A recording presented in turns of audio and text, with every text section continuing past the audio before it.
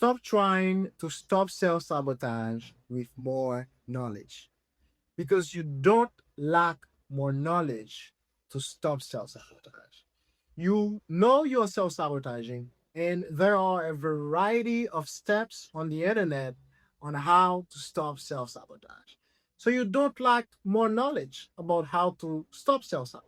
What you're missing is the understanding on why you self-sabotage. Because as soon as you have the understanding on why you self-sabotage and why people self-sabotage in general, you will come to the realization internally, to the understanding internally, and that understanding, that realization that you make of yourself will help you to understand why you self-sabotage. And this is when you will truly stop self-sabotage. So today on this video, I'm going to share with you some steps that will ignite this realization inside you so you'll understand once and for all why you self-sabotage and why do people self-sabotage and how to truly stop that.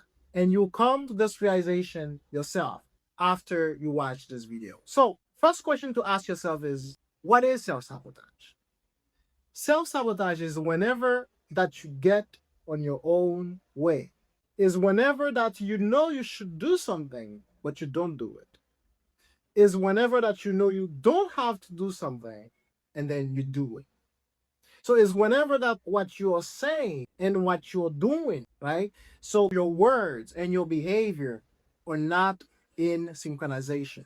So whenever what you're saying and what you're doing are different, whenever that you know you shouldn't do something, but you do it anyway, this is when you are self-sabotaging. Now you might ask yourself, why do we do that? Is it because we are dumb? Why do we self-sabotage?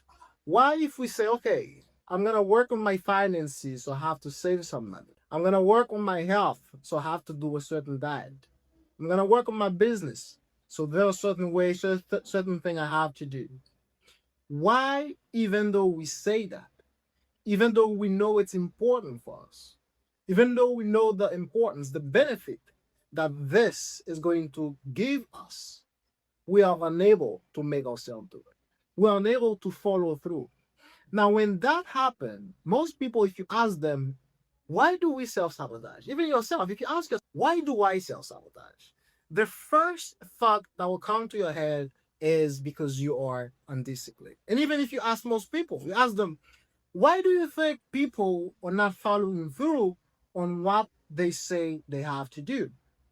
The first usual answer they're going to give you is people are undisciplined. People lack willpower. But is that really true? Do we really lack discipline? Do we really lack willpower? Do we lack discipline for real? Do we lack willpower? Is that really the true reason we are self-sabotaging? After a lot of research and by observation of yourself, you can even see that this is not true. This is not true because you're not self-sabotaging because you lack knowledge. You're not self-sabotaging because you lack discipline. And you're not self-sabotaging because you lack willpower. None of this is true. And you can even see that on your life right now. You'll see that there are certain areas of your life that you are disciplined. Now, the only reason you might not see that is because you consider it as normal. But if you truly and closely pay attention, you'll see that there are certain areas of your life where you are 100% disciplined, where you follow through on every single thing you say you're going to have to do. If you closely and truly observe yourself, you'll see that there are certain areas of your life. If you say that you're going to do something, you really do it. If you say that you're not going to do something, you don't do it. Now, the reason most of us miss that is because it's so normal for us, right?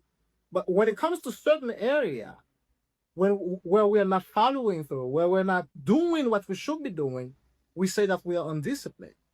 But that is not true. You are disciplined on the thing that you like, on things that you feel are not a burden for you. Then there are certain things that we want to follow through, that we want to stop, that we want to create, but we are self-sabotaging on it. We can't follow through. We can't take action. Why is that? Why does it feel like a burden? Why does it feel like a sacrifice? Let me help you understand that.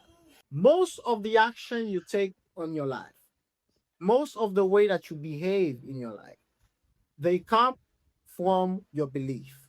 I always say that the belief or the basic pillar of the reality that you're living.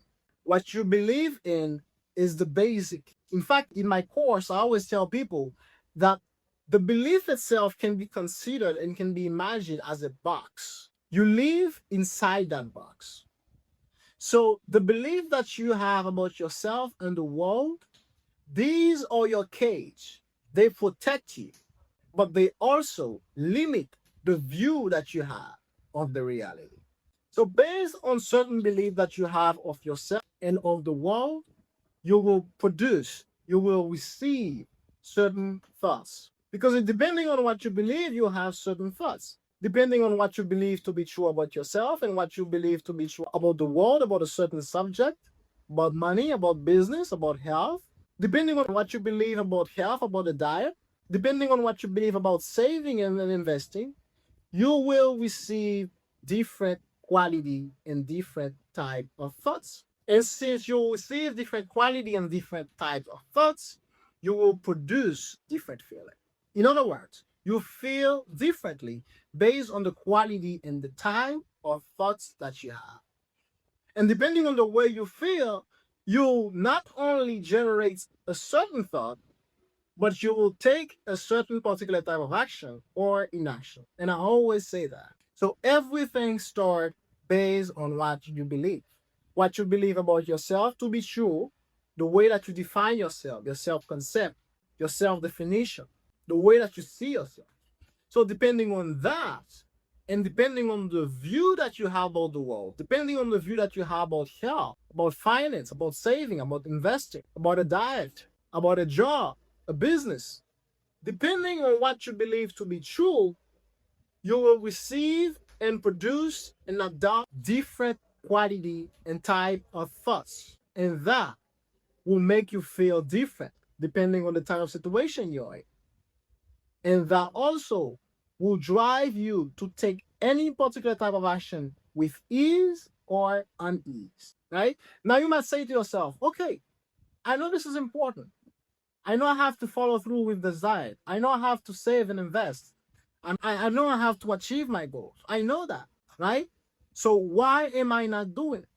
So the point to consider here is whenever that you're going to take an action, 95% of the time, you don't take the action based on the knowledge you have, right? Based on the information you have in your conscious mind, but you take action based on the content you have in your subconscious mind, which is the belief that you have.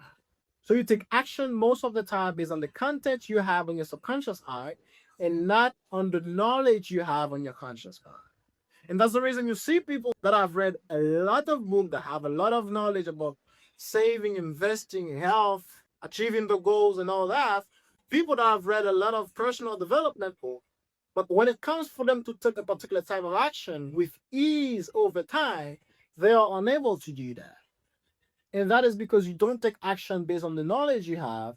You take action based on the content you have on your subconscious mind, which are the belief that you have about yourself and the world. And these will produce certain thoughts, emotion, and action. And these action over time, this is what will drive you to have a certain result in your life. Right? So that is the understanding that a lot of people are missing. And that's the reason they are looking for more knowledge, they are looking for more information, they are looking for more insight on how to stop self-sabotage. You don't lack insight, you don't lack knowledge about how to stop self-sabotage. You don't lack that. What you lack is the understanding on why you self-sabotage and how you can finally stop it. And that was the purpose of this video.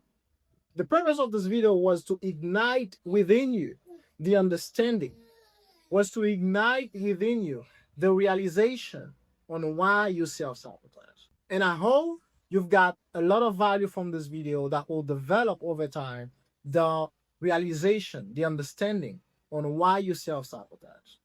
Because that will help you in a certain way to understand on your life why you are not following through on the things that you should follow through And while you keep doing the thing that you know you shouldn't be doing, and that will help you to achieve the goals that you have. That will help you to have different results because you're gonna take different action by having different belief. And that is a process you have to follow. In fact, there is a framework that we use here called the framework of change mastery. It's just 5 steps that can guide you through the process. So we have the awareness, the decision, the release, the reprogramming, and the integration. So with these 5 steps, if you master them and you let them guide you through this process, you'll be able to stop any self-sabotaging behavior that you have and to create different results in your life. The link is on the description below. You can go ahead and click on it, and I'll see you on the other side. That was all for today. I hope this video helped you. Continue to subscribe to this page and like this video if they help you. And then I'll see you on the next video.